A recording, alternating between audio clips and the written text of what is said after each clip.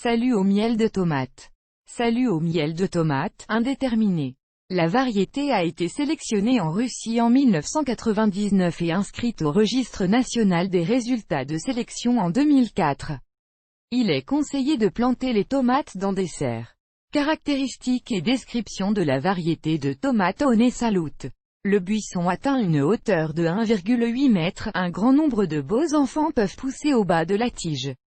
Il s'agit d'une variété moyennement tardive, c'est-à-dire que les tomates doivent être récoltées 4 mois après l'apparition des premières pousses. Le nombre de feuilles sur le buisson est moyen. La première inflorescence peut pousser sur 9 à 12 feuilles. Il est conseillé de planter les plants dans les serres et de les attacher à un treillis. Salut aux tomates et au miel intéressant. La tomate pèse 320 à 450 grammes. Productivité jusqu'à 6,9 kg de fruits par 1 mètre carré. Les tomates sont rondes, légèrement aplaties. Les fruits sont jaunes avec des taches rougeâtres. La chair dorée présente également des taches rougeâtres et rosées. Fruit contient 5 nids de graines. Le goût est excellent. Comme l'a écrit un sélectionneur, bienvenue à la sélection de ces hybrides. Les fruits sont consommés frais, mis en salade, les sauces tomates sont pressées. Remarque. Les tomates sont conservées au réfrigérateur jusqu'à 45 jours. Dignité. La variété One Salut présente de nombreux avantages, excellent goût de fruits, ils sont très sucrés, avec une saveur de miel. Tomate de la couleur d'origine, bicolore, la variété est résistante au TMV. Récolte des avantages. Les inconvénients comprennent, la plante n'est pas résistante aux maladies de la tomate, à l'exception du TMV, elle a donc besoin de traitements préventifs. La culture est très exigeante sur la fertilité du sol, les buissons doivent être constamment formés, attachés. Planter des graines pour les semis. Si le sac de semences ne dit pas qu'ils sont traités avec un fongicide, vous devez préparer une solution ose de permanganate de potassium.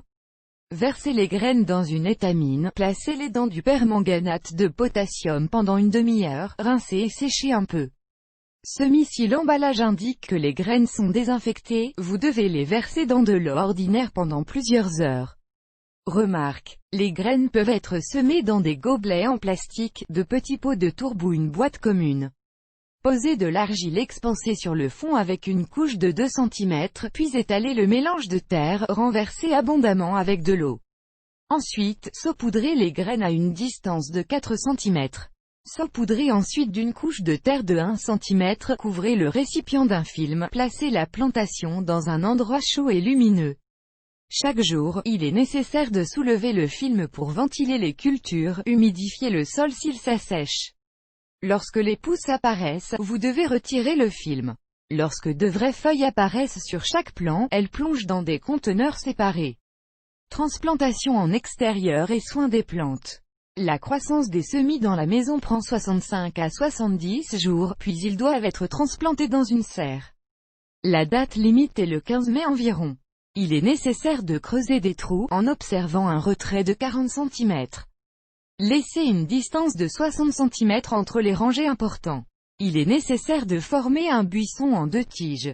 Nous devrons constamment couper les beaux-fils qui sont en dessous des premières inflorescences.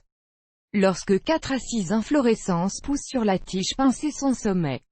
En plein champ, il est nécessaire d'arroser régulièrement la culture abondamment, de combiner régulièrement l'arrosage avec la fertilisation, avec des engrais organiques et minéraux. Il est également conseillé de blottir les plantes, cela stimulera la croissance des racines. Maladies et ravageurs. Les buissons peuvent être affectés par les alérodes et les tétraniques. Pour éliminer les parasites, ils doivent être pulvérisés avec du soufre colloïdal, des pièges doivent être utilisés auxquels les ravageurs adhèrent. De plus, il est conseillé de pulvériser les plantes avec de la bouillie bordelaise et des solutions contenant du cuivre 2 à 3 fois par mois, afin que les maladies dues aux champignons ne se propagent pas dans la serre. Attention! Si des taches brunâtres ou gris-brun apparaissent sur les feuilles, cela signifie que les buissons sont atteints du mildiou. Traitement phytosporin. Dans ce cas, vous devez pulvériser les plantations avec phytosporin, en faisant une solution de 5 g et un seau d'eau. Vous pouvez également traiter les buissons avec Ecosil en ajoutant 15 gouttes à 3 litres d'eau propre.